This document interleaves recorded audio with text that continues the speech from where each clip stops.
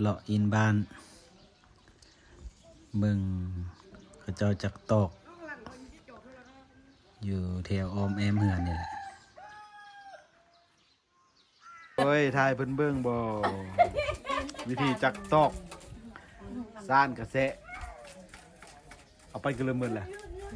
ตั้มเลยเหตุเป็นมาแล้ว เอาหมดแล้วบ่เหลือ นี่ผลิตบ่ทันมานั้นเนาะโรงงานเฮานี่นั่นเราอยู่เหือนคือเดียวอะไรต่างเนื่อนหยุดแล้วเด้โครงการต่างเนี้ยเนาะมันเตอแซงแล้วบัดนี้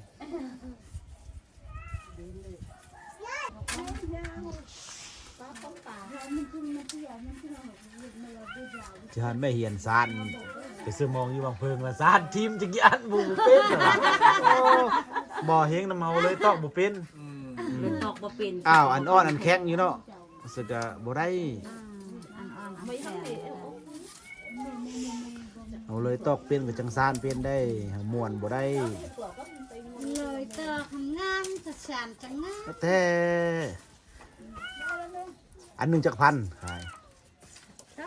30 เอ๊ะนักป่านคือหมอยเลยอ่ะ แกไข่ได้เนาะ ใช่ แขนไข่เดียว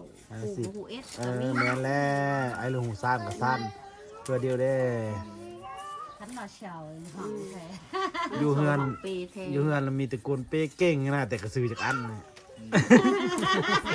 จักอัน ก็นั่งชื่ออะไรนกก็ไอ้เปย์เนี่ยไม่ก็เปย์ละเปย์ ซื้อไปไหวลาสียอมนะ ปลาไว้พังประสานก็ยังเลยค่ะอันนึง เสือขึ้นไหวอยู่เฮือน ยุกวัดก็คืออันนึง แล้วโยนอยู่อมคือด้วยนะ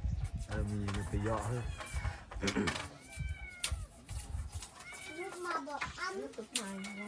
จักสานใจชะดำปีโหยแต่ดักชักเห็ดไปเลยนกอนเนี่ยเนี่ยมันเก่าเนี่ย ชอบ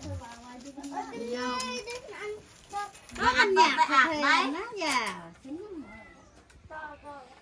ทิ้งไฟเนาะ กันแน่ได้ จี ดีแต่เขามั่นเอ็ดไว้นะลายจะดึงดีบุญานบุตรคายอะนะซานไว้นี่คือซานไว้ลายๆสมมติเห็นจากอันนะเดี๋ยวเขาเอาเมื่อได้เนาะ เขาเว้าเลิกเขาเว้าลาว่าไอ้ไม้หมุนก็บ่เห็นไม้เลย โอ้เอ็ดตลอดคือจังลึงก็เห็นมือนึงสุดอันนี่คือเราเดี๋ยวเห็นจักจุมือของเบิ้ง ขี่รถกายเห็น อยากเธอเป็นจังนั้นหลายเวียก นี่อย่าเป็นจะเป้ไวเนาะ ฉันสิบตู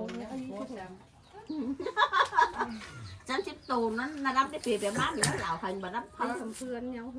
nó lọt ra mình thả sáng tủ nó pha vô chứa mấy แม่เนาะหมดไปยาวกันได้หันยาวกันหาย กิน นั่ นั่ น น แห แห ละ ละ ยังโล